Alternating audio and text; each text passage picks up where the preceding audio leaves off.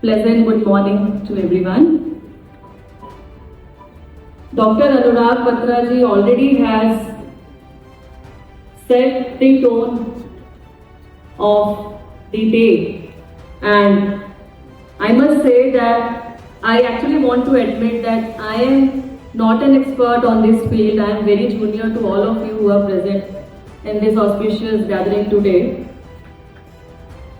But I would also like to mention that yes, I got the opportunity of being part of the civil services, and because of my service tenure in the remotest part, the beautiful part of the northeast while being in Tripura, and then seeing the rural area while being posted in Haryana.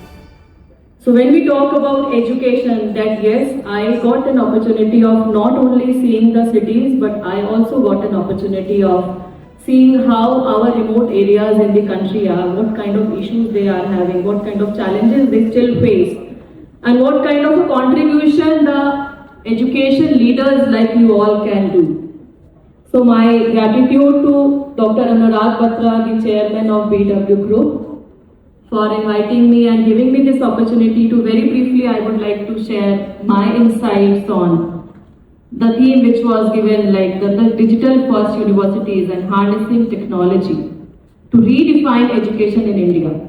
All the esteemed chancellors, pro VCs, all the people who are working to make this university ecosystem in India move higher up in the ladder. It is indeed my proud privilege. And as I mentioned, that having traveled from geographical boundaries way back in 2008, I came into civil services. And Anuragji also shared about his education journey. So I would also like to briefly mention that I did my commerce from Delhi University Shri Ram College of Commerce. I graduated in 2003. Till that time, actually, I had no idea, no inclination of being in civil services. I come from a family wherein we had never ever discussed about civil services.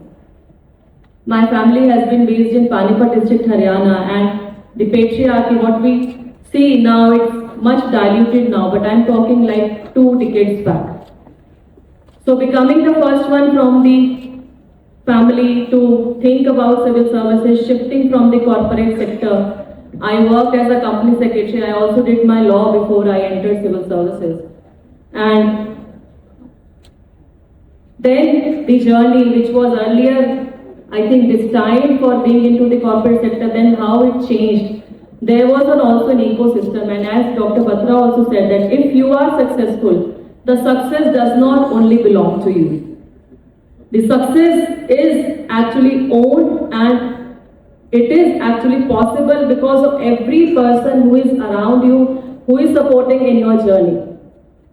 In my dreams, in my aspirations, my parents, especially my father, he believed, despite all the oppositions from the extended family, that why a girl should come into a civil services, leaving besides a settled corporate career, why should she change?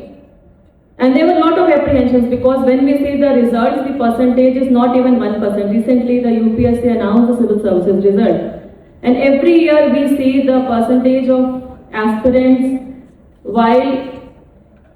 who are clearing the examination versus the candidates who fill the prelims form, it is declining. It is not even 1%. So my parents, my family, my spouse, and yes, of course, my children, my colleagues in the workplace, all the people who have supported. So they are part of this success. And I also feel that yes, you work hard, but all the things have to fall in that right place for your success to be realized, for your hard work to give you that kind of a result. Because I have also personally seen many deserving candidates whom during my preparation time also, I felt that maybe they are more deserving than me. But they could not qualify because there is some other factor which is, of course, there. And I always believe in the Almighty Mahadev. So coming to the topic which very briefly I would like to discuss with you, the digital first universities, and how do we harness technology to redefine education in India. India, we know, is the youngest country in the world. By youngest country, we mean the demographic dividend. What we have in our country is the highest. The percentage of population between 15 to 45 years of age is the highest in our country. So therefore, it is the right time, it is the right moment for all of us to harness that potential. And as part of my passion, I also visit across universities across India. I interact with the students. I try to talk to them on the soft skills. Because I am not an expert on psychology, I am not an expert on communication as such, but there are few things which I have implemented in my life journey, which I try to share with them.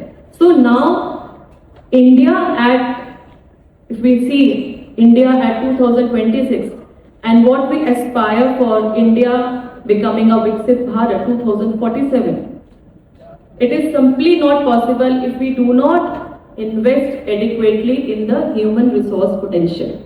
And when we talk about the human resource potential, two sectors I believe require a lot of attention even today in our country. One is the education sector and another is the health infrastructure. And when we talk about our universities taking that leap, now I have not read the recent data about the university rankings, but we always hear now that Indian universities, the students are even now coming. I have heard about my colleagues, friends that yes, not everybody is keen to move out. We have universities trying to build and gear up those global standards. But what remains still a challenge for us, for all of us to think over, whenever we are talking about any kind of a reform in the system, in the education ecosystem. One is that yes, we have graduates, but whether all these graduates, postgraduates, whether they have these employable skills or not, whether we are linking education to that entrepreneurial skill or education to that employability. The second is, of course, institutions, whether they are upgrading their pedagogies and they are upgrading their technology or the curriculum. That is also very important. And then, as an administrator, this point I will definitely like to emphasize that can we neglect our rural part of the country? So rural talent getting connected and the rural talent getting those global opportunities is actually something which we as a team, we as the people who are representing the education sector of India, I never call it as an industry. Education is not an industry, I am sorry to say. It is a service. Because we are building the human potential. So a digital first university should not only be using technology, it has to use technology which has a curriculum design which is updated.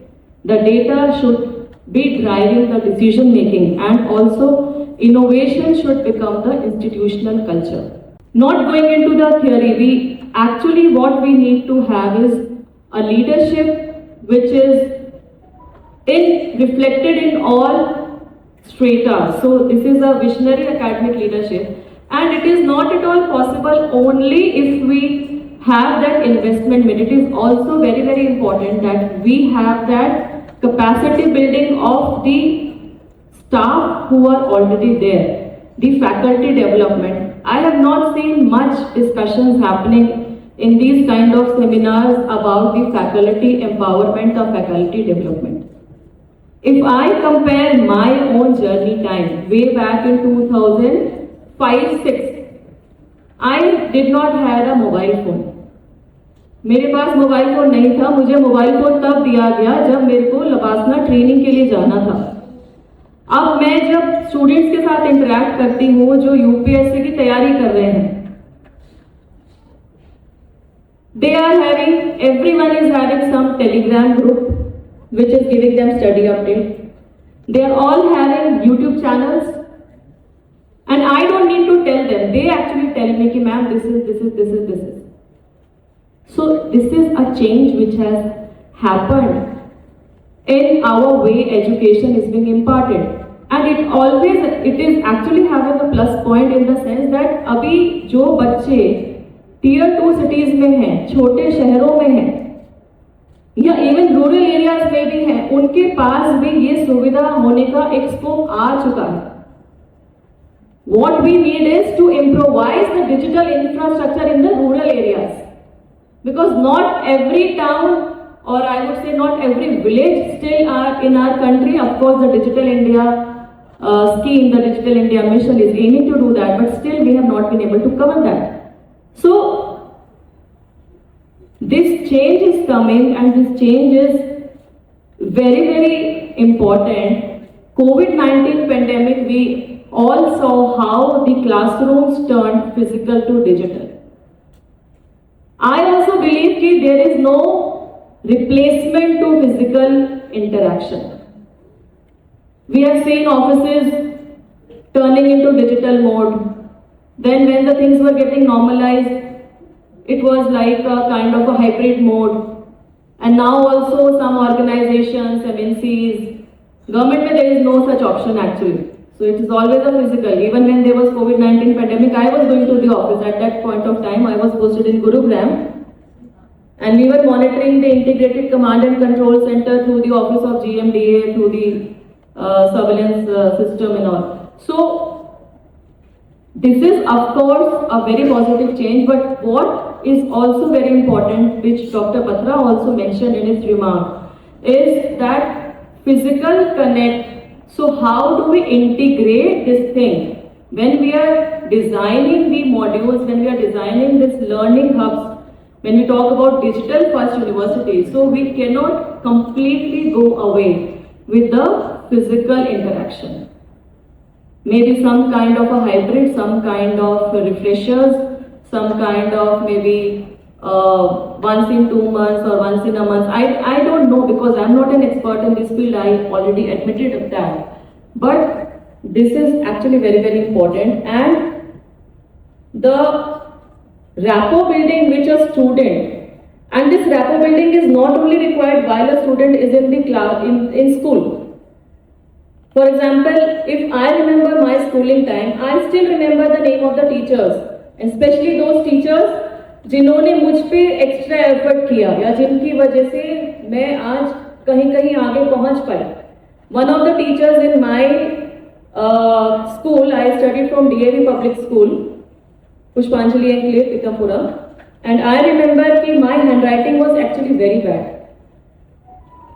And I never cared about it. So DAV has boards in class 8. So there is a teacher.